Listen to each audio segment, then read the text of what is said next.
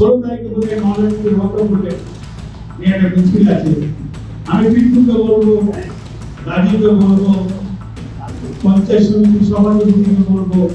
এবং সবাইকে আমি বলবো সেই মিছিলে সামিল হবে, সুস্থভাবে মিছিল করবেন, নারায়ণবাদকে বলবো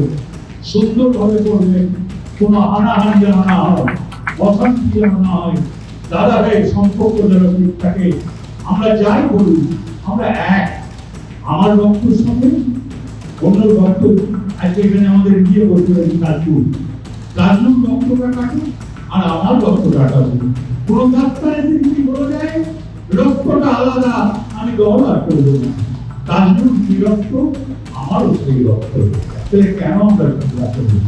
তাই বন্ধু আমরা দেখি আমি বলতে মমতা ব্যানার্জি আপনাদের জন্য আছে, আপনাদের চিন্তা করা দরকার নাই, কারণ পরিচয় করবেন না, উস্কিয়ে দেবে, সুন্দর বাংলাটাকে শেষ করতে চাইছে,